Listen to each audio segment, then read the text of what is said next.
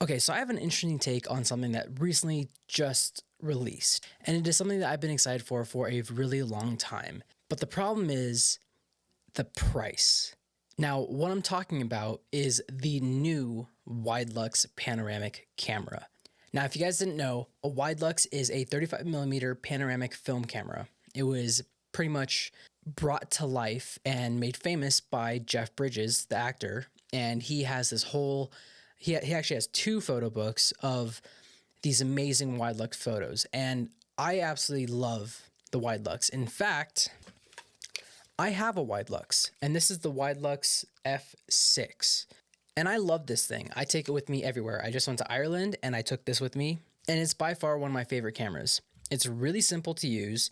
There's 3 shutter speeds, and it's as simple as loading in your film, making sure your light's right, and then clicking the shutter. And as you can see, it is a panoramic film camera. And these cameras create some of the most insane looking photos. So here's the issue though.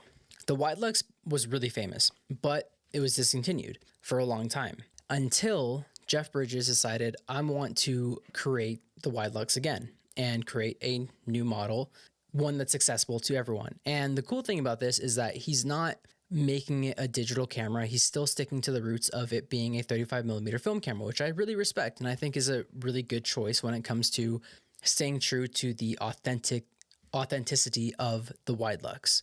The problem I have with this though is pre-orders just came out. It's the price. The Widelux is going for $4,400. You know what? Hold on. $4,400. Now listen, I get it. It is a fantastic feat of engineering. It's taken a lot of work, a lot of time. But the problem is, the problem that I have with this is, as someone who loves the Widelux so much, and as someone who would really want to be a part of the new journey of the Widelux, $4,400 is a lot of money. In fact, I could buy a Canon R5 Mark II, I think, for less than this. I could buy maybe 3 prime lenses for less than this. And so as someone who does this as their profession, as not just a hobby, but someone who makes money off of photography and filmmaking and stuff like that, I don't know if I could justify $4,400 for an amazing camera, which I'm so excited about. And if I have the chance to get my hands on it or something like that, I would be so happy to review it, to take photos with it, to love it, to cherish it. If anyone from Widelux is looking at this video, please send me one. I would absolutely love it, and I would be so happy. But here's another reason why I think the price is hard for me to justify personally, and that is because of the technical specs. Now, obviously, the Widelux, they're staying true to the authenticity of the Widelux. They're keeping it 35mm film, which I think is absolutely perfect. I don't think it should be digital. I think that 35mm film is the right way to go.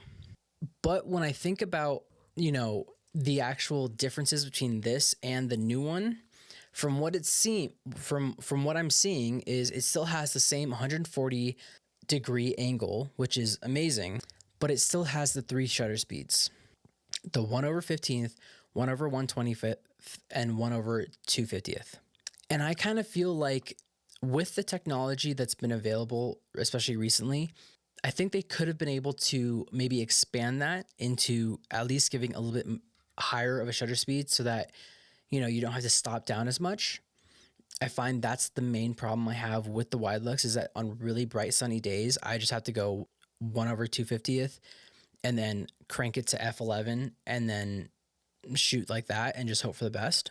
And it does seem that pretty much everything about this stays the same. You still have the f2.8 to f11 lens. I think it's still the same fixed focal length, or the fixed focus of 1.5 meters. So I think 5 feet. I think that actually might have changed. It might have gotten a little closer, which I think is cool. So I just looked and so basically there is a part of the website that shows what has changed and what hasn't changed. So you still have the swing lens, which is the that thing. Single exposure, fixed focal length, fully mechanical operation, which I think is amazing.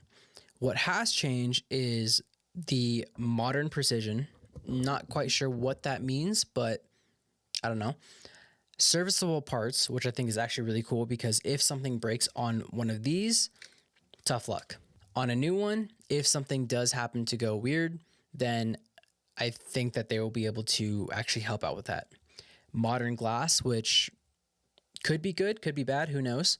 Improved rewind. So, okay, that's actually something that everyone talks about. When you're rewinding the film, this little thing, you get like calluses from like rewinding the film. It takes a lot of work because of how you actually load the film into the camera. You have to like put your film in here and you have to like put it through the turret and put it through, and it's a zigzag, windy maze labyrinth thing.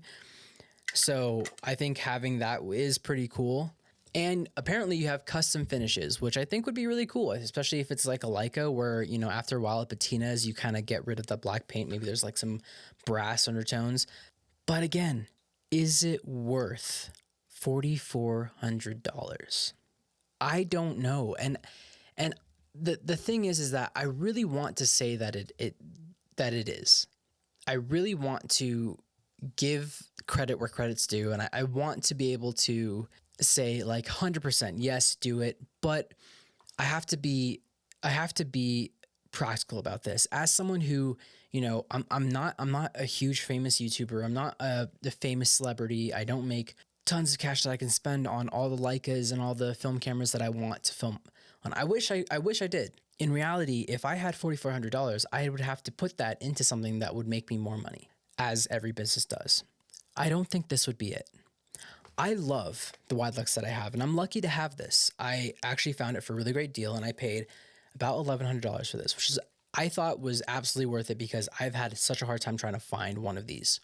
But as someone who still loves film, but doesn't actually make money off of film, who just shoots film for my own pleasure, my own artistic enjoyment, $4,400. It's a lot of money.